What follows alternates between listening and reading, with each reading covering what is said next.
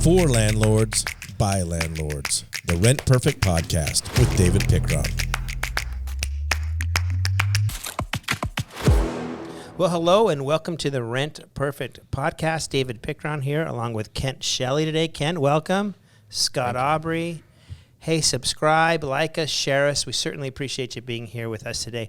We're going to talk about something scary today, and that is a lot of people that I meet around the country when I go to RIAs. I'm leaving to New Jersey tomorrow and to go speak with the Metro RIA up David Corsi's group. I meet a lot of young people who want to get into, being a landlord and having some real estate behind them. And lo and behold, they're always like, my goal is to buy 5 this year, to buy 10 this year. And I'm always like, whoa.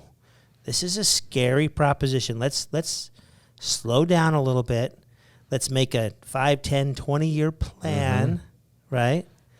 And Kent, we love that you're here today. Kent's usually on the other side of the camera filming us, editing us, and is a big part of the success of 100-plus episodes of this podcast. So we appreciate you. But the reason he's here today is because this week, or last week, I should say.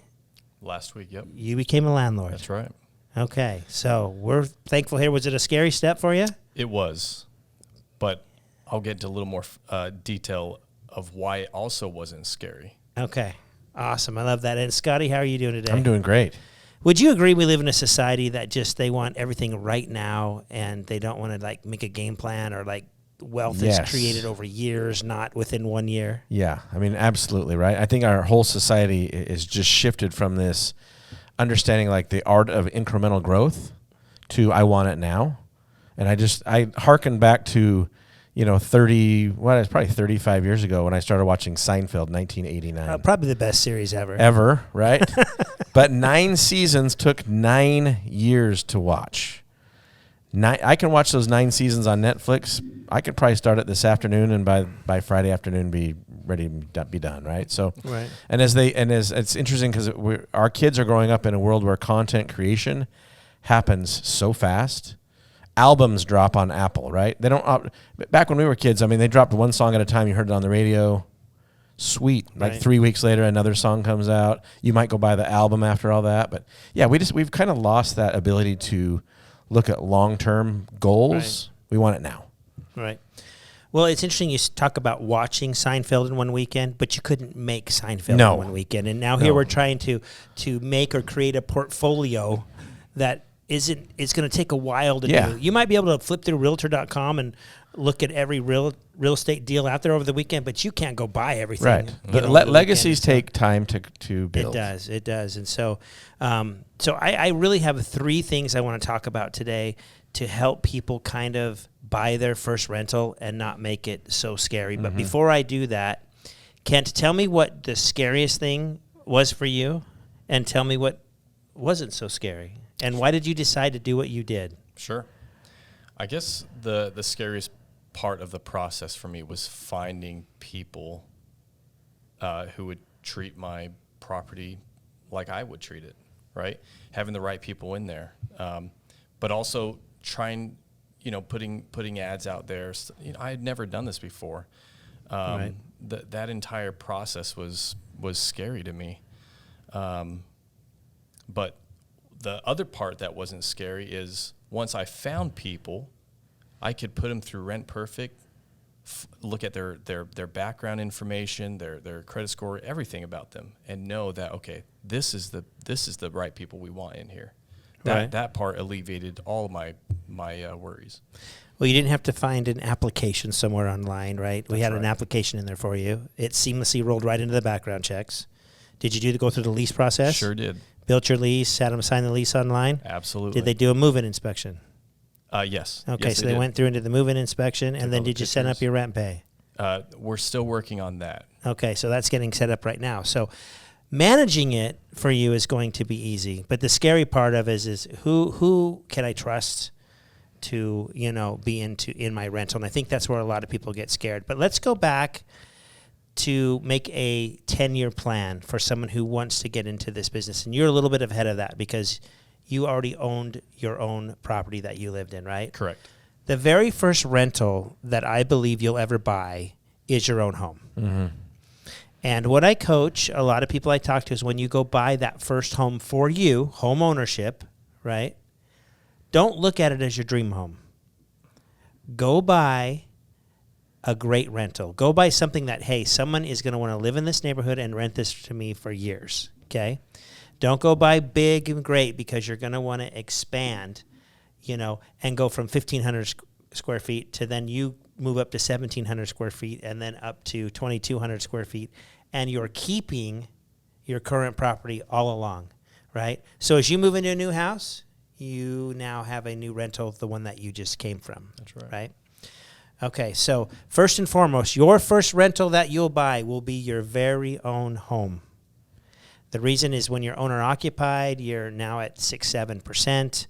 If you're buying it as an investment, you're 25% down and probably 8 or 9%, right? So it's just easier to buy your first rental, meaning you move into it, live there a year or two, and then go ahead and go look for that upgrade, that next place that as your family expands or as things change or you want a bigger home or you want a pool in the backyard, you can move forward and treat yourself to a better home while providing a good rental.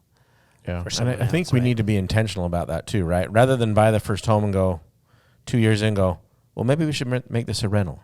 But if we're intentional about it, saying we're buying this home and in 2 years we're moving, this is a rental. 100%. Right? It changes our mindset of how we approach it. 100%. So I started building my portfolio that way. I owned a home, I moved, I kept it, I moved, I kept it, I moved, I kept it. Until finally I built my dream home that I never want to leave, and then I started buying rentals. But that's a strategy, down the road. We're talking about people just getting into this business for the first time. So David, I'm actually going through exactly what we're talking about right now. In our new home that we just purchased, my wife and I have to continue remind her, hey, babe, let's not paint these walls or let's not paint the cabinets. Remind ourselves, this is going to be a rental one day. Don't put all this money into it. Right. You see people put in the $50,000 pool or backyard package and like, whoa. You need to wait. I mean, put that in your next house. That's right. But this one is still a rental. So it's one of the things of not having everything today and slowly building and growing over the next 5 or 10 years. That means, hey, there might be some things in your new home that's not real smart to do right now if it's going to be a rental in a year or two. And I think that being very specific about that is very important. So number one, purchase a home for yourself. Plan on living in it for a year or two. And don't majorly upgrade or spend a lot of money. Keep that money for your next down payment on your next home, okay? Some luxuries you do not have to have today. It'll come. When you're in your 30s, your 40s, your 50s, you'll have more money if you follow this plan, and you'll be enjoying life immensely. Okay. Number 3, Kent, you kind of talked about this was your scary part. Number 3 is you get the property now, and your issue wasn't acquiring the property. When I said what's your scariest thing, your scariest thing was dealing with people, right? Yep. Dealing with properties, fairly easy. Sure. We put in an offer, they accept the offer, we find our money, we close the deal, and now all of a sudden it's like, oh crap, who am I gonna be business partners with, right? We always talk about business partners, tenants being business partners. Who's that gonna be? And the rental pool out there right now is tough, guys. It's tough. Yes, it is. I mean, there are people who are applying everywhere to find a rental that are probably going to have a hard time qualifying anywhere. Yes. You probably saw that, Kent, right? I 100% did. So you probably started out with, here's my guess, you probably started out with someone says, hey, you got a place for rent there in Tempe, right? Yeah. Hey, what do you do for screening?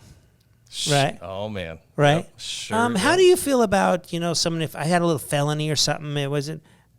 You've gotten those calls, we right? We had exactly that happen a couple times. Yep. Maybe some. Hey, my credit's not that great, but but I got a good job now.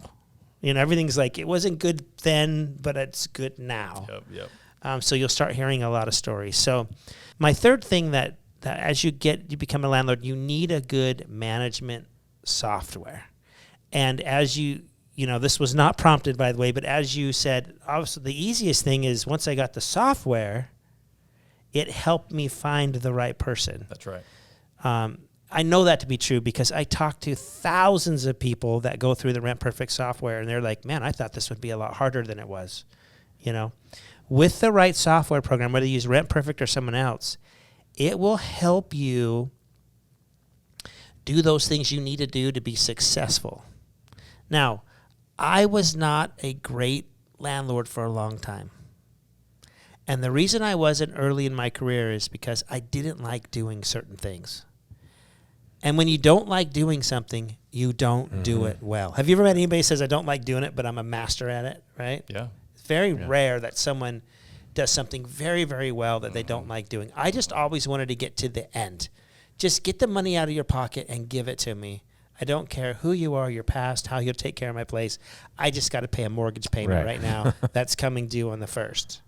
That is a big mistake for new landlords, is so worrying about the money to make the payment on the 1st. You make a lot of mistakes going after that money too quickly, okay? The money will come when you find the right person, and your software system will help you find that right person, okay? So once you have your home and you have the right property management software, you can easily set an application. You can easily do the backgrounds, eviction checks, credit checks, easily do a lease, do your move-in inspections, and then collect rent right online. When you have all that together, it makes it so easy to be a landlord. So yes, go get your first home that you're going to move into, live in it for a year. Don't spend a ton of money, save your money, and when you move, don't sell that home, keep it, and let that be your first rental. Get a good management software, and that'll make this process not so scary. It'll actually make it great. It actually becomes addicting because now you and your wife are going to start talking about, hey, when are we going to go find our next house and have 2 rentals? That's right. And now you're starting, it's like a rush a little bit, It is. It really is, yeah. About acquiring property, and you start doing that. Is that your experience, Scott? Yeah, and I think you look long term and go 15 years in the future, we might own 8 to 10 properties, right? That's right. And then you start going, okay, well, this might be part of our retirement plan. This might be part of our next step, right? So I love it. I love seeing that incremental growth. Yeah, because 10 years down the road on your first property you bought, you've got 10 years paid off on the note, You've taken all of that cash flow. You've probably got a good amount of appreciation. Now, if you bought one every year, your second home is 9 years paid. Yeah. Your third home is 8 years paid, 7 years paid. I mean, you can see how if you can buy a home every year, every 2 years, I say buy one home once a year or once every 2 years, you can see how you look back 10 years from now and you're like, wow, we're actually doing really well. Yeah. I mean, I meet people and they're like, yeah, I only have 12 properties. I only have 15 properties. I'm like, are you only? Like, that's a home run. Yeah. Absolutely. But we're in these conferences where people are talking about, I own 100, 150, 200 homes, and people are like, oh, I'm small. No, listen. One rental home is awesome. Yeah. 2 is better. 10 is a home run. You go over 10, you're a mastermind investor, and I will give you all the credit in the world. You know what I mean? So, anyways, okay, so you've got your place full. You're setting up your rent pay. Setting up rent pay, yep. And now you're just moving along as an awesome landlord. Now, are you going to be as scared next time? No. Not at all. I know what to look for. And it's funny, I've been working here in October, it'd be 11 years, right? All of this information has been ingrained in my head, but this is the first time I've actually done it right. And now it all just makes sense. It makes sense. So I'm not going to be afraid to go through it again next time, especially using the tools that have been given to me. It just makes life easier. You make a great point. It's so easy to talk about this stuff behind a microphone, but then to actually go do it is a it's whole that book learning story. versus real life learning, right? My nephew went down the same road. I just coached him, went down the same road as you did the last month, and he called me probably 6-7 times a day. And what was interesting is he was right in everything he was telling me or the decisions he was going to make, because he never called me and said, hey, what would you do? He said, hey, I'm going to do this. Is that something he was really good about giving me his solution first.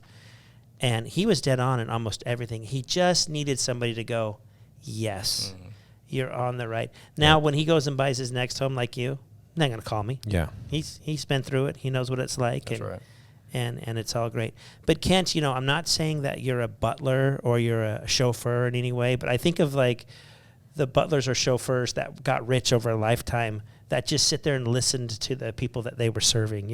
You've been behind that camera. You've been editing these podcasts, and I imagine you hear my voice over and over, and you're editing. You're like, I am so sick of hearing his voice on this podcast. No one's listened to these things more than you have, but it finally sunk in, and you did it. And so there's another successful landlord well on his way. Anything else to add? No, I think that's it. I can't say how much Rent Perfect, and I'm not trying to plug Rent Perfect, but it really did make our life so easy. Had all the tools that you could possibly want in it, and I feel like I don't have to worry. Even the lease, generating the lease. Right. We added a few things here and there that we wanted, but man, it just makes life so much easier. It's incredible. Scott, it's fun to see these guys buy their properties and become landlords, isn't it? I love it. Well, guys, thank you both very much. Yeah. We really appreciate it. So 3 steps to making it easy to become a landlord. Doesn't have to all be done in weeks, months, a year. Draw it out and really lean into this this position of being a landlord, because it's a lot of fun, and over your lifetime, you'll accumulate enough, I promise you. And until next time, continue to rent perfect.